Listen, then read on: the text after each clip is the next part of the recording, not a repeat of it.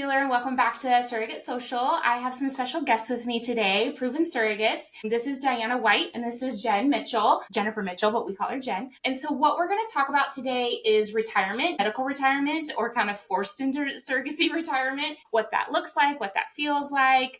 And each of you have different perspectives and different timelines, right? Diana's a little bit further out, Jen just delivered. So I really want to kind of talk about that and really make girls feel comfortable that get into retirement unexpectedly, I think, so each of you have a different perspective on that. So Diana, tell us when you were a surrogate and what your path to surrogacy was. Yeah, so I started in, 22-ish. End of 22-ish. Mm-hmm. And it took quite some time, the process of it. And then I had a transfer in January of 23, and that was a failed transfer. So that's also a hard step to accept, because it's hard not to think that you yourself as a surrogate, like, you caused it. Yeah, for sure. Do you think you were the only one that had ever experienced like a failed transfer? So there's like a little guilt in that. It was definitely hard.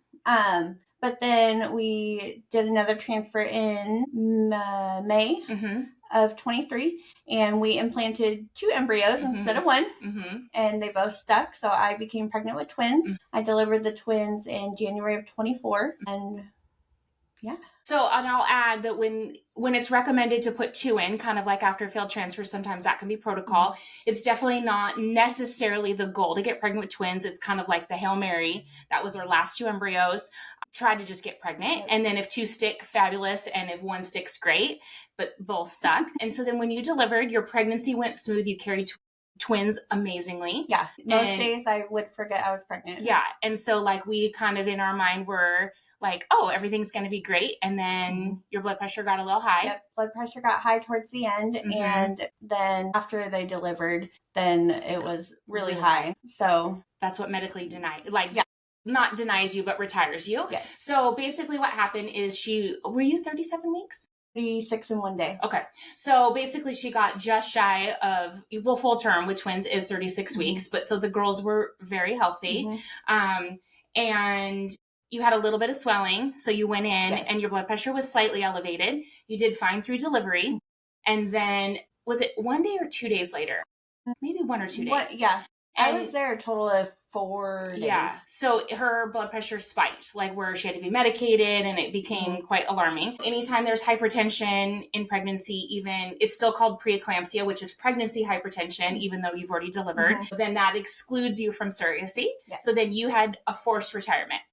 And so when you went into you have 1 daughter, so you had full range. I had full intention of doing it again and again and again and again. Right. And so that was something to digest, right? Yes. And a big emotion in addition to postpartum feelings. Yeah? Yes, very much. Yeah. So you had your cry and we had to cry together. Yep. Yep. Had the meltdown and then got myself together. Right.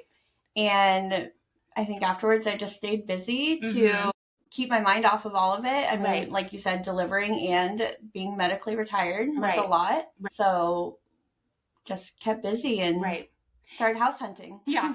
So, and then we'll come back to that too. So Jen, talk about your surrogacy and kind of a little bit different a perspective of your retirement. So talk a little bit about that for us. Okay. So I kind of started this whole process in I think you had just delivered. So it was a couple months later, March, April of 2024. And going into that, I already knew I'd had 2 cesareans and I was just shy of 37 when I was applying. Right. So I was at the top end of the age range. Said with full respect at the top of the age range.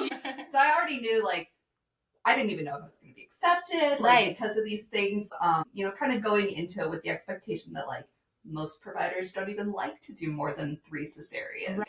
And so, kind of going into it with that perspective, I think I knew every every step was maybe this is when they're going to tell me this is it. This is we're done here. Right. Ended up, everything got approved and I had my transfer in December of 2024.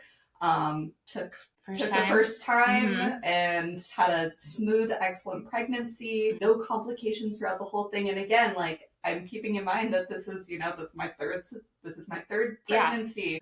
turning 38. It's like, so. And we'll add, had it been 10 years since your last pregnancy? Yeah. So there's a gap, right? So you forget how to be pregnant, so, and we talked, just to backtrack a little bit, that's something we talked about in the very beginning. Like, okay, you're on the higher end of the age, 2 C-sections, like, let's just go for it and see if we can, like, what a match looks like, and we'll ride it out. And so just sometimes the universe works perfectly, but you have to be patient, right? When you have little bit different circumstances. Yeah, for sure. Yeah. But so I made it through the pregnancy and delivery went great. And in the middle of the surgery, the doctor's like, yeah, you're done here. Like, sew me back up. It's too thin for you to risk another one. Yeah. So, like, it was kind of, I was super excited because in the moment I'm so happy, like, he's here, he's healthy, and then, like, being, like, told, like, this is definitive. Right. Like, I would have preferred it to be on my terms, or, like, to have discussion. That's like, a great point. Or to be able to have the discussion with my family and, like, be able to come, like, what's right for the next steps for us. So, like, it was kind of a big emotional moment because, like, it's literally in the middle of the surgery. Right. You're like, give me a minute. I think that's a super great perspective of, like, when you get told, like, you have this expectation, even if you knew, okay, well, now I'm going to be on the even higher age range, and now I've had 3 C-sections, there was still, you wanted to decide to retire, right? Yeah. So there's a component to that so that's the same, like, where we would say, like, medically retired, when you're forced rather than you deciding. And I think it has a different emotional component. Right. So especially, like, if you've done, like, you each have done 1 surrogacy. So put it in the perspective if somebody's done 2 or 3, and even if that's 6-7 years of their life, right? Potentially. And so that's a hard shift in mindset. Like, it becomes your identity, kind of like you are as a mom. Like, well, now what do I do? And so I think that's a lot to digest. Would you guys agree with that? Yeah. So what has it, so you're, what are we, almost 2 years out, and you are almost 3 months. So emotionally, like, do you still feel like, oh gosh, I wish I shoulda, coulda, or are you, like, at peace with it? I'm at peace with it. Yeah.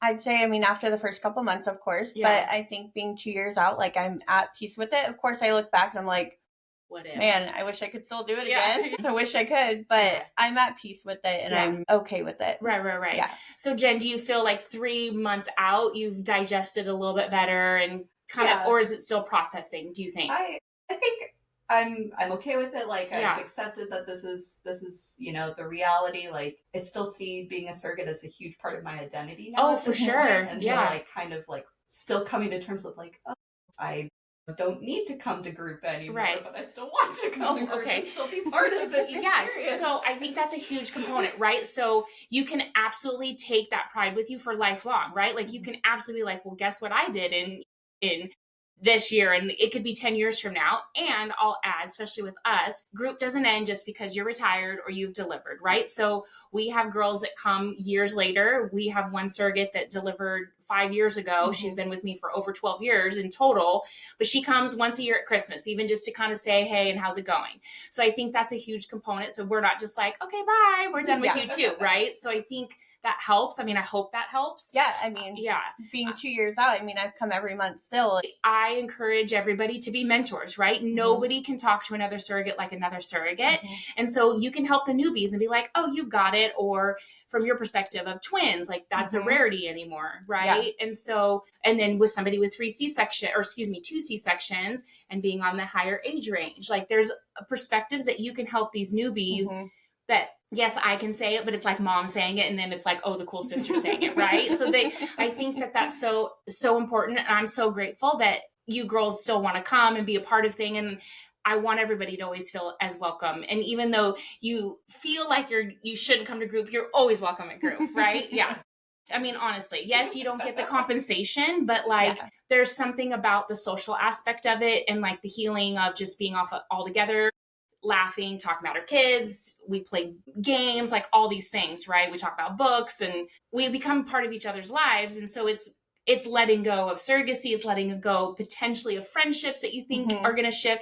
So I think it's so important that everybody always knows they're welcome. And even for the girls that aren't here locally, online, that stays the same, right? Because there's such a component of that. So I wanted to also talk a little bit, kind of backtracking on what kind of like motivated you guys to be surrogates? To start with Jen, I'll start with you. What was, obviously you started later in life and the girls were older, and so like, what made you wait? What made you kind of research and push for it then? And, and what, if there was like a plan from the financial standpoint, like what was the plan going to be from your compensation? So it's something that like I'd always kind of thought about, because with both my girls, like aside from the fact that they were cesareans, like both were healthy pregnancies. And I have so many friends that have struggled through their pregnancy. And I'm like, well, this is something that I do pretty okay. Yeah. And then beyond that, like also it's been really easy for me to get pregnant. So with both girls, like it was kind of as soon as we wanted babies, they were happening. And so I've had a lot of friends that have struggled with infertility and just thinking that like maybe it's something that I could do to help another family become complete, because you were complete. I had no intention of any more children of my own, but to be able to help somebody else like that had been struggling the way I'd seen friends struggle or family struggle was something that, I just was like, well, this really appeals to me. And I actually was the victim of targeted marketing. I love it. So, like, there it shows up on my social media and I'm like, I wonder if I even qualify. Yeah. And it just kind of like one step just kept leading to another, and pretty soon I'm in contact with you and filling out paperwork, and it just kept going, and I was like, this is happening. I know. Then you're in, and that's it, right? Yeah, I mean, it's true. So, I mean, I think that's a huge component of the universe pushing us where we need to be, and with the right people, you find your right communities, like, all of that's super fabulous. So obviously, like the sacrifice and the kindness is almost a given, right? Like we all have very similar personalities. Like we're all very bubbly, people pleasers, very organized. Like I think, I think that's why we all get along. Right. So there's that component of obviously you're going into it. You're not going to sacrifice your body, your time, your emotions, all that from just like of course it's the kindness of your heart, but there's selfish motivations too. Correct. So there's that side of it. How can this also help expand our family or lift our family to a different level?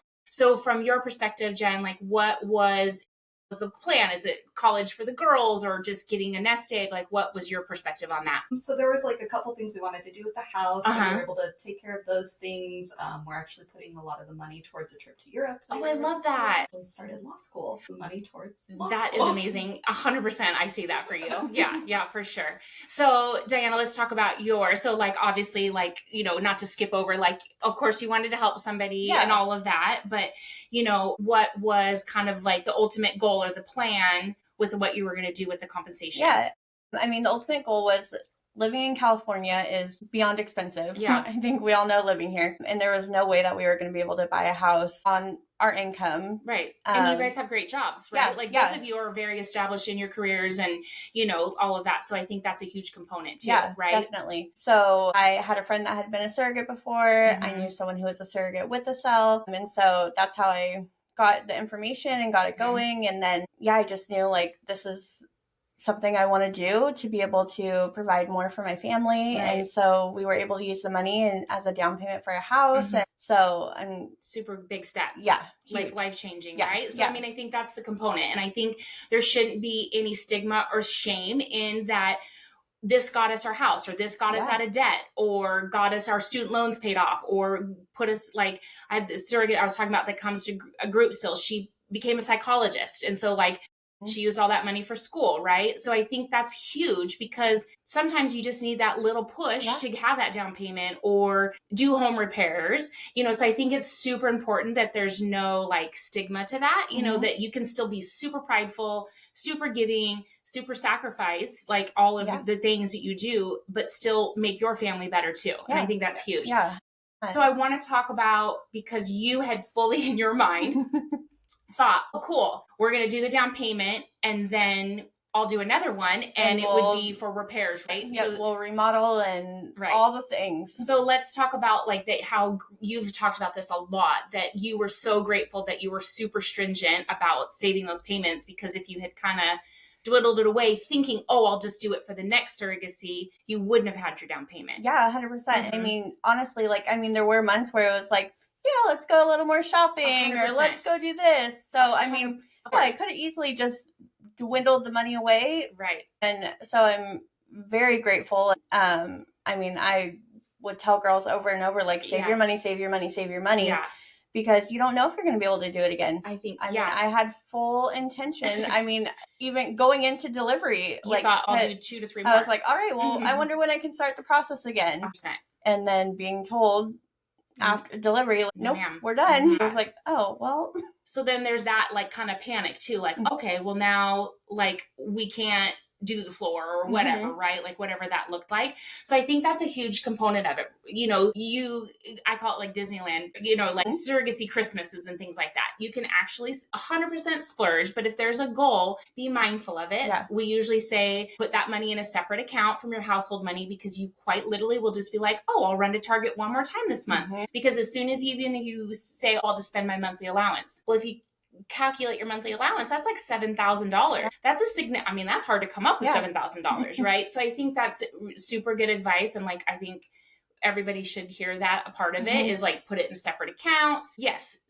Go on a trip, you know, take the kids somewhere fun, do a little bit more on those Christmases, but be mindful of just in case, or you might just, it might not be for you. You might deliver and just be like, oh, I'm a one and done. Yeah. Not even from a medical retirement, right? So, okay. I also wanted to just talk about like how it feels to be shifting to like a mentor, right? So like now that you guys are the pros, you know, is that something you like enjoy, or are, especially for Jen, because she's new into it, like looking forward to, like that you can then share your experiences with the newbies? Yeah, for sure. I think that like the group in general has just become like something I always look forward to each month. That makes me really happy. happy. Like feeling like I'm still welcome and can still be part of this, and then give my insights and experiences to people that are going through it. It's a very emotional like journey. You know, with all the highs and the lows. Oh, for sure. And you had a very smooth, like quite literally very smooth in the grand scheme of it, right? So, but you still have the emotions of it all and processing and what that looks like, even if everything goes perfect, right? Yeah, I mean, you can't get through a pregnancy without emotion. It's just part of it. Yeah. But, you know, I think that being part of the group has helped with keeping everything like in perspective, and like listening to other people's stories and their journeys, I think just makes each individual journey so special, but also like collectively like such a wonderful group to be a part of. So. I love that. Yeah. I mean, perfectly said. Because I mean, we joke all the time, like you're never going to be in a room with 15 other surrogates, like that understand the injections, understand the dynamics of what the relationship looks like. Parent to parent, which is quite literally across the table from you, is significantly different than what you're experiencing. And that's entirely okay, right? So everyone has their perspective, or they're different. They process a little differently. Some are more emotional, less emotional, like all of that. So I think it's so nice to have, and also not me always saying like, oh no, you're fine, this is normal, right? That like someone else can say, oh no, me too. Because you always feel excluded. You always think I'm the only one. Yeah. And so I think it's so important that we have such an open communication with all of us, you know, and that as cheesy as it is, like we're totally family, right? And it really means something. Yeah, it's super. That makes me really happy. I'll get emotional. Okay. So talking about relationships with the intended parent. So like, I kind of want to briefly touch on a little bit about your differences. Like you helped a heterosexual couple, you had a single male, you had a local couple, you had international. So, you know, what that dynamic looked like, how it felt, what your expectations were to what it was, you know, just to kind of give a perspective on what each match looks like, a little bit different. Yeah. I don't feel like I really had an expectation going into it. I just was very unsure about how it would look. Yeah. But very open to whatever they wanted as far as relationship. Yeah. I think I felt either way I was okay with like having a close relationship. Yeah. But then also if they wanted to be distant, I was open to that too. Yeah. So yeah, I went into it very open-minded. Yeah. So do you find that that was super helpful for just like an emotional aspect, just to be kind of like, I'm going to be okay with whatever. So like you're not comparing or too high of an expectation. So then there's a disappointment. Yeah. And I think because also like my family being local, we weren't super close. Like we didn't chat all the time. We check in with appointments, and some girls would compare that to others because they were local. They were local and think that, oh, they're going to have this super close bond, but not every journey is like that. And I think you just have to go into it open-minded and prepared for what the intended parents want. and not lose like your pride and your self-worth from what that looks like, right? Because it's quite literally like a blind date, and we're just like, and it's not from lack of respect or thankfulness or gratefulness. It's just life gets busy. In particular, they were very busy because they had twins on top of a 2-year-old, so I mean, expectations are going to shift from you being the center of the universe to then babies or baby, and I think it's a little hard, but once you digest it and your emotions have settled down, then you can see that perspective, right? So Jen, talk about your intended father, because you guys are quite close. We're very close. Yeah. So I went into this like knowing I was matched with an international single man, and so I didn't know like culturally like what to expect and how like he would feel about communicating with or me, even and like, being a guy, or him being a male, or me being I had no idea what to expect. I definitely had hopes that like we would develop a good relationship, but I think it was very consistent. Like for the first few months, like he would check in like on a weekly basis. We just send major updates on medical stuff and just kind of hit these milestones. And then as we started getting towards the end of the pregnancy, like we were talking regularly, communicating multiple times a week, and then multiple times a day as we're getting into this. And also days. That's your personality too, because you were coordinating a lot for when he arrived, and so like that's also to not compare. If you're not a planner or a prepper, that may not be what it looks like for you as a surrogate, right? But that's your personality. I think like for me, like it helped like me to feel calm, like to help him like for feel successful, like arriving, and like that everything was gonna go smoothly, and what can I do to like make this but that's not an expectation, right? Like you don't have to do all that. That's just you, right? For sure. And then post delivery, like he actually remained in town because we needed the documentation, and I was pumping, so a couple times a week I would actually go and visit with them. He was sharing like cultural food with me, and I would bring my girls, and so they'd get to like talk with him, see the baby, and it just like really was just such a wonderful like bond that we built, and like this time that we got to share. And I think like it helped me honestly like emotionally, like with kind of the postpartum is like, okay, it was a more gradual than like just take the babies and go. Yeah, for sure. So and not to say that can't happen, right? But then we process it differently. You process it in your own time. But I think that is, and I think that's very common also, especially with international, to find that bond very late or even at birth. Because sometimes, yes, you're talking, but it's time zones difference. And yes, they're involved and you're chatting, but there's something about once everybody's in the room together, right? Shift and then completely shift how that looks post birth. And then there's a flip side of it, right? So as he gets busier with baby, maybe it'll start dwindling off, and that's okay too.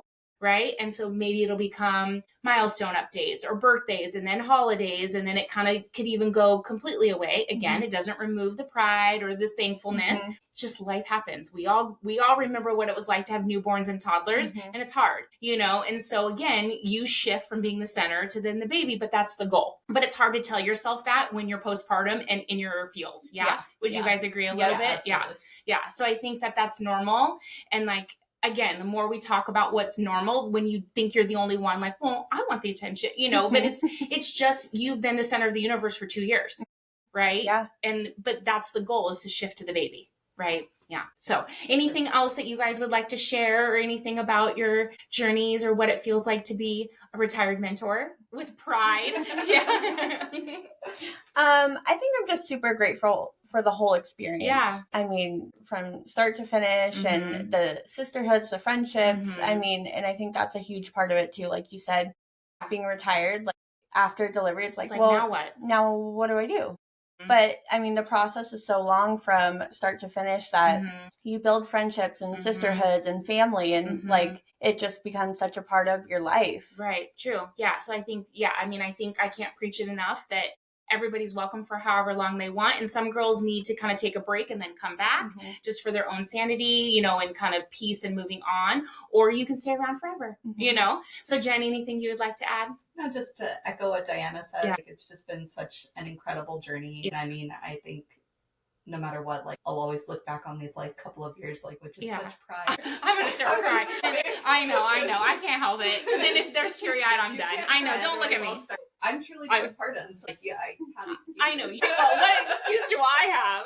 But yeah, I think I'll always just look back on these like couple of years as a really special time, and like the bonds of, the girls and the support from the whole team. Yeah. And it's just really made this whole experience just so joyful. I love it. That makes my heart very happy. Well, thank you so much, girls. I really appreciate you guys for everything, our friendships and everything you've sacrificed for your intended parents. And I'm so grateful that you guys are mentors and willing to help out and wear your, surrogate retired with pride, right? Yeah. So we're going to remove the stigma. So I appreciate you guys. Thank you so much. You. All right. So Thank you, much. everybody. We'll see you next time.